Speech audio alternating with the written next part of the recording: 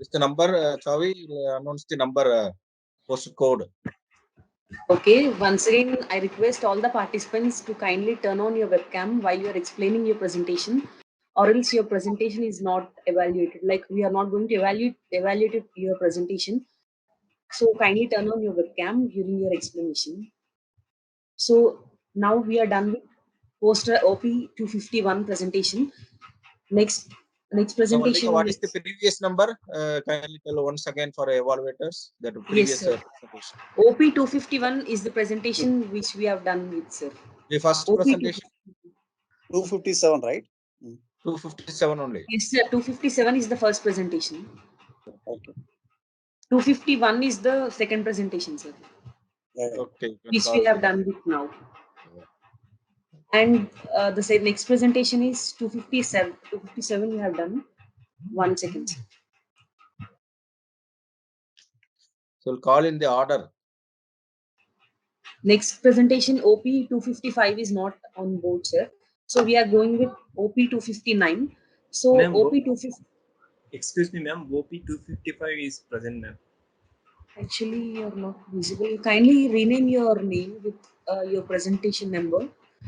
We are unable to see, so we are unable to recognize. Yeah, I have been using these Teams from so many days now. That's the reason directly it took my name, ma'am. Okay. Subramanian. Yeah. We can share your presentation now. Yeah, thank So now OP 255 is going to present. So kindly turn on your webcam during your presentation. Sure. So I'll share the screen. Kindly be ready with your explanation. Yeah, sure, ma'am. Thank you.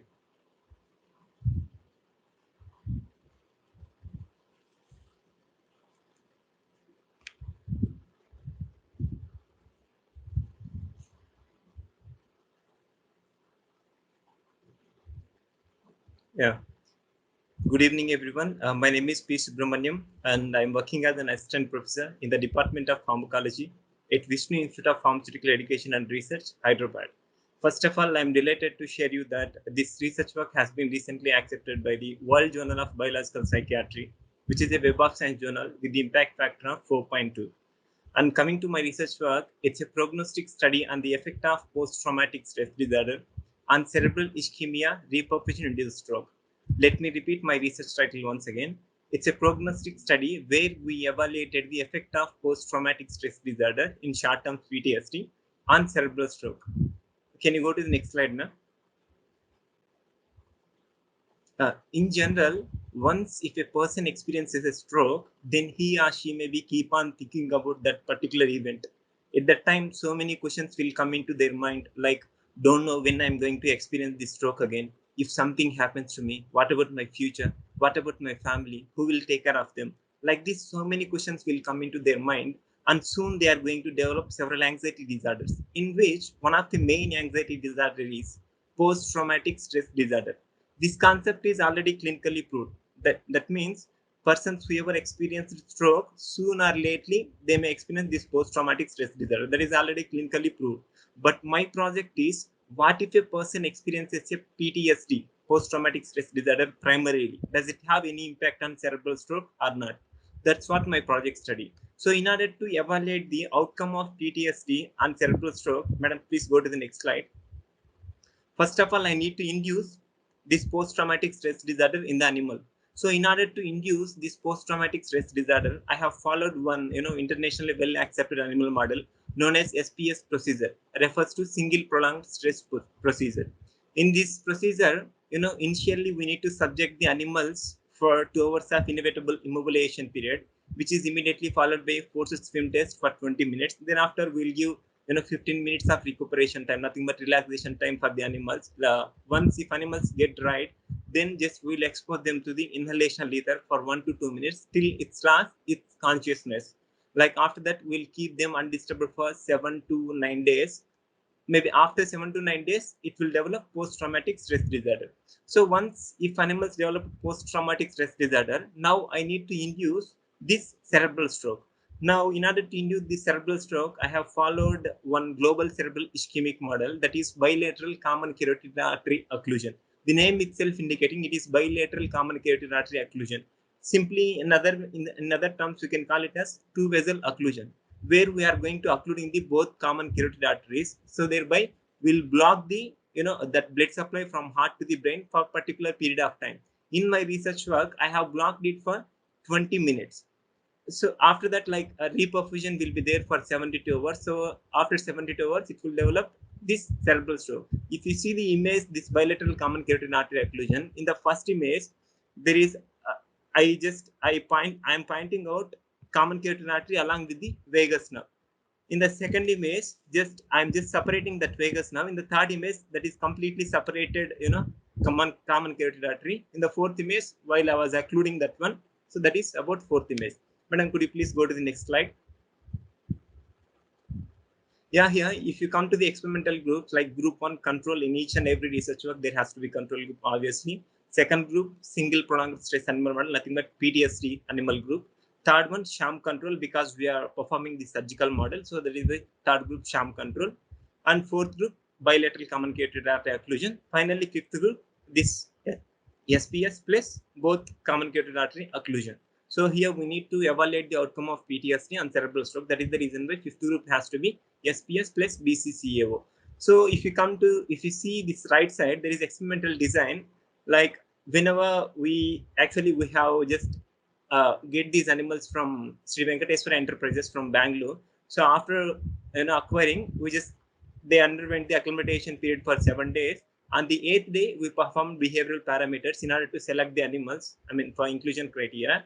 After that, on 9th day, we performed this single prolonged stress animal model, and we just left them undisturbed for 9 days.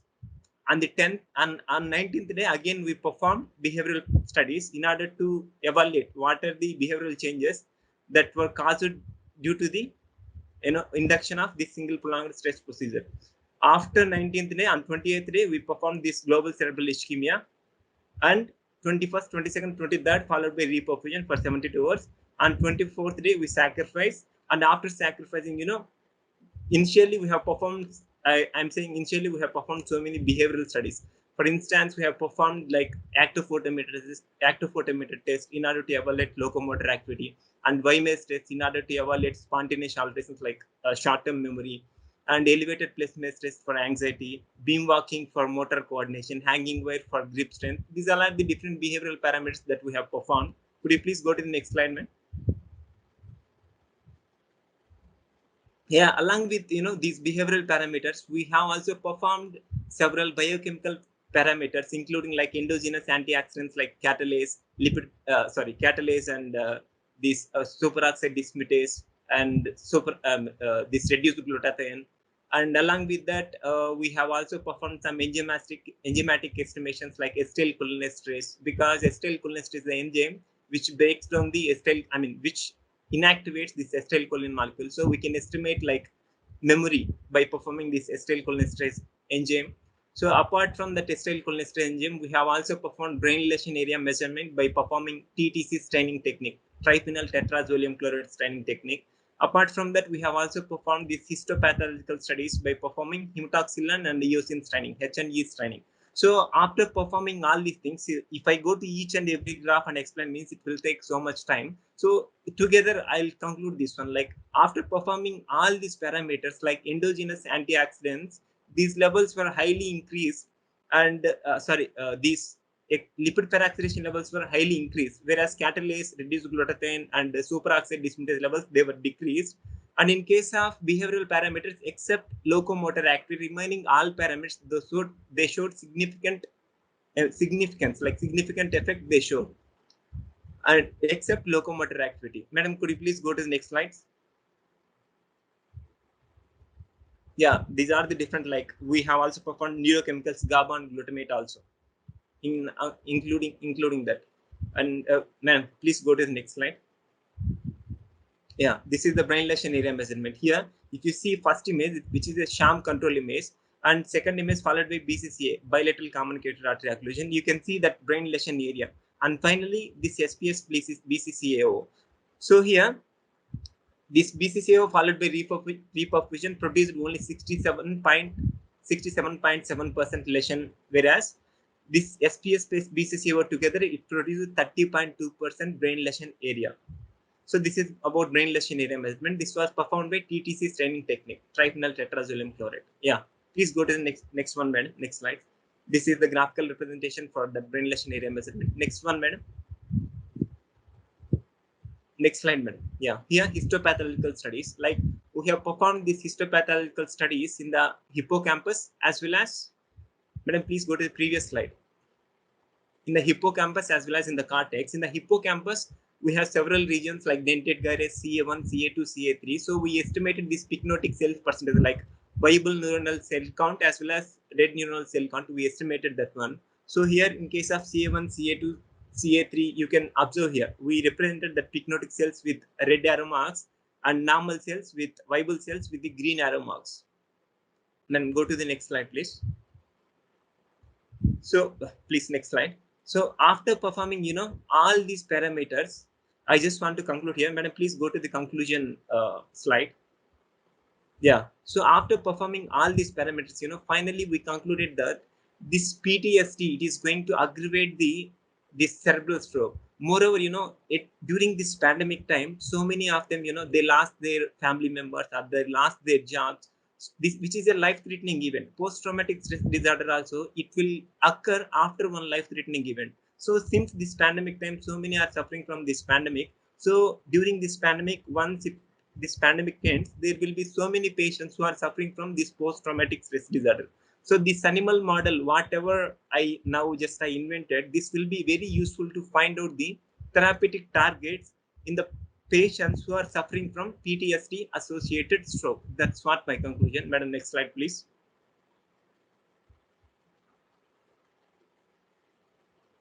Next slide, please, ma'am. Yeah, these are the references. Next slide, ma'am.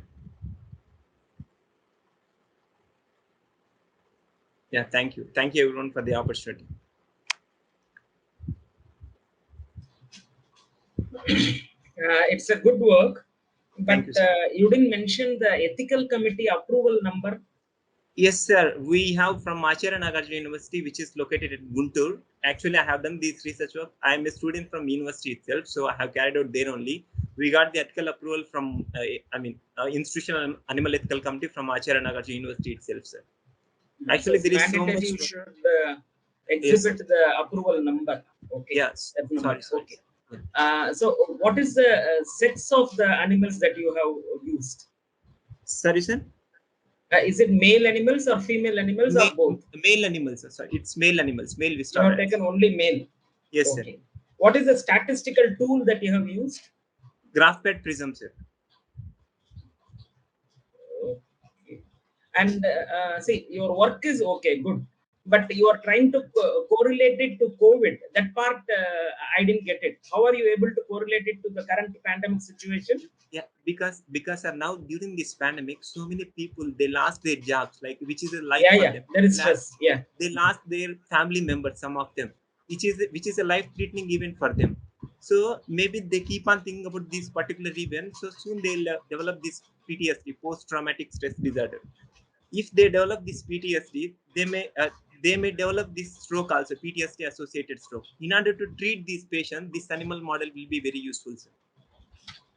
Okay, so for the people who have there is post COVID-19, yes, we need to be cautious about this.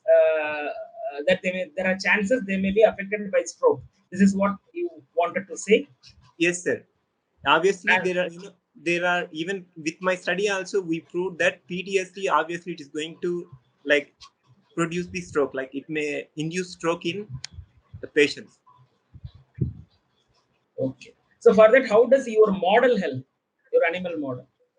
Because here in the animal model, first of all, we are inducing this post-traumatic stress disorder. Nothing but because of this pandemic, people will suffer from PTSD. Once if they suffer from PTSD, they will develop this stroke. So here, that is the reason why after PTSD, I have performed this global cerebral ischemic model in order to induce cerebral stroke. So in correlation to this, we can find out the therapeutic targets in those kind of patients. So identifying targets. Yes, sir. Okay, and what is the solution? What is the solution for this problem? Like really, if you want to find out, like once obviously there are some cases like, but there are not, I mean, they didn't come into the light, but there are some cases that PTSD patients, they are suffering from stroke. So once if it come, because after this pandemic, there will be so many patients who will get this condition. So that time, this animal model, it will be very, very useful to find out therapeutic targets, because once if one novel disease, because of this comorbidity, one other disease is coming. So in order to treat these patients, we should develop some animal models. So I tried that one. So I found out these results, sir. No, that's fine. That's fine. But like for example, how do you prevent the stroke, or proactively, what should we do for these people who are in this pandemic stress? So something Yeah. like that. What is the solution? Yes, the solutions. If you ask me to say solutions, because they need to go through some, like behavioral therapy, like we Stress need, management, yeah, something like that. these kind of Okay. things they need to go through, sir. Because after post-traumatic stress disorder, there will be so much stress after pandemic. So if you leave them like that, definitely they will suffer from PTSD. In order to avoid that, we just need to concentrate on them. Government has to take particular precautions, like so many people has to Okay. go and talk to them. Okay. Good. Good. Yes. Over to my colleague. Thank you, sir. Dr. Rakesh sir, any questions? Yes, yes. Yes. I just have a specific question. Yes, sir. That how do you rate this work in terms of the available what is called as contemporary work of yours? Sir? How do you rate your work? Yeah. Okay, in terms of advantages, in terms of limitations, with reference to the contemporary work available in the literature. Yes, sir. Thank you so much for the question. The same question was asked by the reviewer when I published this article in the World Journal of Biological Psychiatry. Yeah. Because he asked me to write some limitations, because in my study there were few limitations, like we didn't evaluate some neurotransmitter like 5-hydroxytryptamine and noradrenaline in this study, because in case of stress, those are the neurotransmitters, they get released. But I just I told that limitation, but apart from that, there are significant effect in case of histopathological, behavioral, biochemical, that whatever we have performed, as well as even acetylcholine, still like memory related neurotransmitter acetylcholine, those levels also decrease. So based on these findings, we like we just reviewed, I mean, we just sent the comments to the reviewer that even though we didn't evaluate this neurotransmitter, but obviously it is going to show its impact on cerebral strokes. But if you want me to like focus on some like other one was apart from limitations, there is other thing that you asked, sir. What was that? Maybe advantage. Yeah, advantage is nothing but obviously for these kind of patients who are suffering from PTSD associated stroke, so this animal model will be very useful for them, sir, because there has to be some treatment drugs for them. So if want to find out treatment drugs, we have to develop some animal models. So that is the reason why I just tried this one. Last question. Yes, sir. What unique or maybe what specific problem you encountered while using this model? Technical problem, handling problem, or something like that. Yeah, initially while performing, because since it is a surgical model, because I performed bilateral communicatory artery occlusion. So initially when I was trying for that one, it was so difficult for me when I was occluding those communicatory arteries and all. But I took the help of from my guide, and before the starting experiment itself, I just, I took the permission from ethical committee also, and I have done it in a precise way. Like because it's better to practice more than to directly come into the research. So that is the reason why there, while performing bilateral communicatory occlusion, I faced some problem, but like experience makes, I mean, practice makes man's perfect. So that is the reason I practice more in that. So this model is standardized now, as per your opinion? Still, once if you find out this, because here we didn't use any treatment drug. Once I'm going to continue that work, once if you use treatment drug, then it will be a complete package. Okay, it is good work. Let me appreciate. Thank you so much. Yeah, thank you so much. Dr. Sudhakaran? Yeah. I think all the questions are almost covered by my colleagues. So it is my observations. It is overall good, and your presentation also up to the mark, and there is a lot of convincing. Whatever Thank you, sir. questions are posed to you. Yeah, thank you, Really, sir. congratulations. Thank you so much, sir. Yeah.